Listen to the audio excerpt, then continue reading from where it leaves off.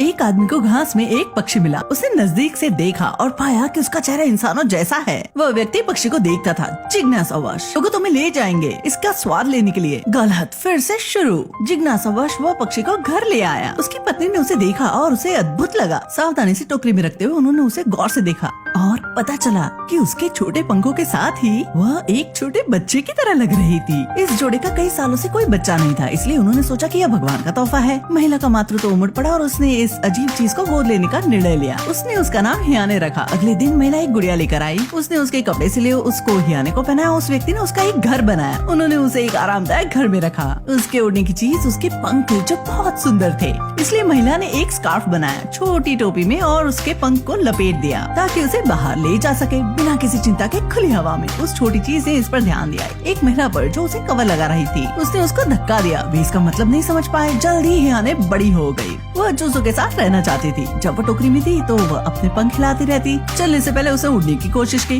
रात में खिड़की में हंस को उड़ता देखकर उसे तुरंत आकाश में उड़ने की इच्छा हुई। पर अपने माता पिता को देखकर उसने यह विचार त्याग दिया। वह सरकती हुई अपने बिस्तर पर गई और सो गई। एक दिन हियाने चूजों के साथ बैठी थी और एक आवाज निकल रही थी। महिला उत्साहित हुई कि बच्चा आखिर बोलने लगा है, लेकिन इससे कोई मतलब नहीं था। उसने इसे कैसे सिखाया? हियाने केवल जानवरों से आवाज निकालती थी। Popcorn, corn, popcorn, popcorn. जैसे जैसे समय बीतता गया हियाने और ज्यादा नटखट होती गई। रात के खाने के समय चाहे महिला कुछ भी दे, हियाने नीचे आने को मना कर देती। केवल जब उसे लगता कि जमीन पर कोई मकड़ी चल रही है तो वो उड़कर नीचे आ जाती। आखिर सामान्य खाने के बजाय हियाने को कीड़े मकोड़े पसंद थे।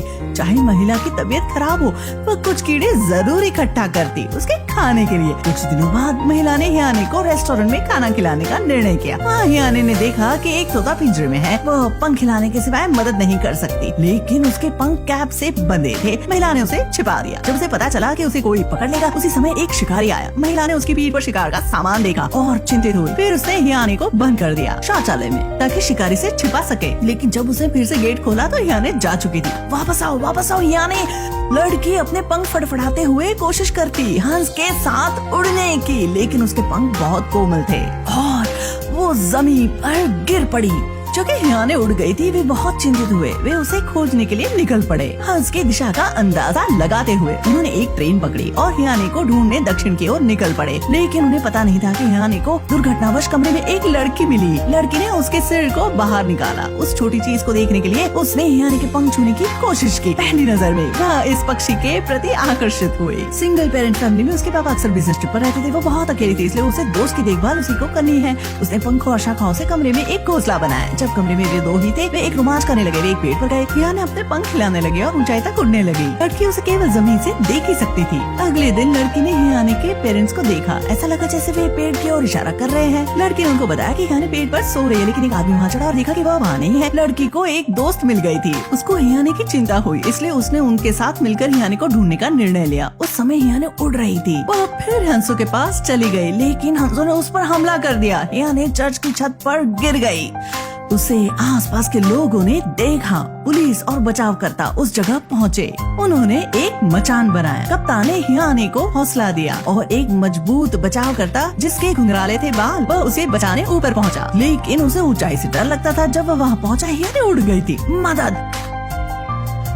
यह बात एक बड़ी खबर बन गई। यह अविश्वसनीय थी कि एक लड़की उड़ सकती है। उन्होंने सोचा कि उसे किसी बाज ने उठा लिया। उनकी चर्चा सुनकर आदमी ने जाना कि वह उसकी बेटी है। यह जानने के लिए कि हियाने किधर गई है, उन्होंने बचावकर्ता के पास जाने का निर्णय लिया। लेकिन उसे लगा यह उसकी गलती है, जिससे उनकी बेटी मारी गई। उसने खुद पर दोष लिया और नौकरी छोड़ दी। लेकिन पति पत्नी ने उन्हें बताया कि लड़की अभी भी जिंदा है, बस अब उड़ गई है। यह साबित करने के लिए कि लड़की मरी नहीं है, बचावकर्ता ने लोगों को साथ लिया और साथ मिलकर वे दक्षिण के जंगल में निकल गए हियाने को ढूंढने।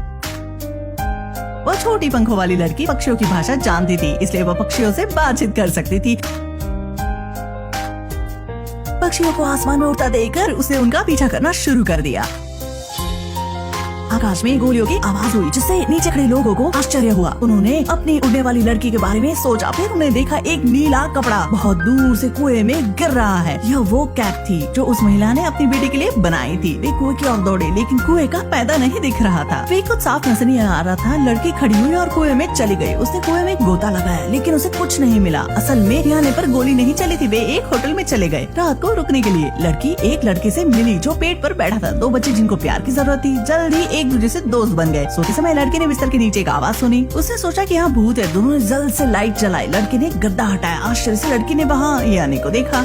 तीनों अलग अलग बच्चे एक दूसरे लिपट गए और सो गए। अगले दिन लड़की ने पति पत्नी को बताया कि उन्हें यानी मिल गई है, लेकिन उन्होंने देखा कि यानी फिर से चली गई है। उन लोगों को लगा कि वह ज्यादा दूर नहीं गई है, इसलिए वे एक साथ बाहर निकल गए। लेकिन लड़की वहाँ रुकना चाहती थी, उसे अकेले लड़के के साथ, इसलिए वे पति पत्नी और बचाव करता फिर से सड़क पर आ गए। रास्ते में बचाव करता बहुत थक गए, इसलिए वह रुक गया। कुछ देर के लिए भी अलग अलग हो गए। रात में बचाव करता एक खेत में सो गया। अचानक वो छप्पर से गिर गया। उसे देखा कि हियानी को पकड़ लिया है। उसने अपने ऊंचाई के डर को चुनौती दी। पेड़ पर चढ़कर उसे हियानी को बचा लिया। उसने उसके घाव वाले पंखों को ठीक किया। अगले दिन वह उन पति पत्नी से मिला और उत्साह के साथ उसके बारे में बताया। लेकिन महिला उदासी थी। सब लोगों ने उसकी बेटी को देखा था। उसने अब तक अपनी प्यारी बेटी को क्यों नहीं देखा? आदमी चिंतित था क्योंकि वह समुद्र के पास थी। उनकी चोटिल बेटी समुद्र के पार दक्षिण में नहीं जा सकती, इसलिए इन पति पत्नी ने एक मोटरसाइकिल ली और तेज रफ्तार से समुद्र की ओर चले, इससे पहले कि उनकी बेटी समुद्र को पार करे। लेकिन उन्होंने इसे फिर खो दिया। जब वे बीच पर पहुंचे, हियाने पहले से ही समुद्र के ऊपर थी। वे केवल बीच पर खड़ी होकर और एक दूसरे से लिपटे हुए अपनी बेटी को उड़ते देख सकते थे। हालांकि वे उसका जाना बर्दाश्त नहीं कर सकते थे। अब उन्हें सच्चाई को स्वीकार करना होगा। जब वे घर लौटने वाली थी तो आदमी को लगा कि कुछ गलत है, इसलिए वह समुद्र किनारे गया। ऐसा हुआ कि हिया ने अपनी ताकत खो दी। वह समुद्र में गिर गई। भाग्य से आदमी वापस आ गया और अपनी बेटी को लहरों से वापस जिंदगी में ले आया। रात में बेटी के आने की खुशी में परिवार ने एक स्वादिष्ट कीड़ों का भोज दिया। इसके बाद हिया ने फिर भी आजादी के लिए झटपटाती रहती। वह खिड़की को मारती रहती। वे अपनी बेटी को इस तरह खुद को चोट पहुंचाते नहीं देख सकते थे। उन्होंने सोचा कि उन्हें इसे जाने देना चाहिए और उसे आजाद कर देना चाहिए। एक दिन एक शाम को उन्होंने अपनी बेटी को आजाद कर दिया। उस छोटी लड़की ने एक आदमी को चूमा। उसके बाद वह आसमान में उड़ी जो उसकी दुनिया थी। फिल्म का नाम है ईप, जो कि हॉलैंड की एक शानदार फिल्म है। यह विश्वास करना मुश्किल है कि हियाने को स्पेशल इफेक्ट से बनाया गया था। इस रोल को निभाया था एक छोटे युवा ने, कानाडे जॉर्डन। कल्पना से भरी यह फिल्म एक पेरेंट्स और बच्चों के बीच जुड़ाव की कहानी कहती है। एक आजाद आत्मा को पिंजरे में बंद नहीं किया जा सकता है। माता पिता कैसे होते हैं यह इससे सीखा जा सकता है। तो यहाँ खत्म होती है हमारी कहानी। मैं हूँ जियान यू। अगले वीडियो में फिर मिलते हैं। बाय।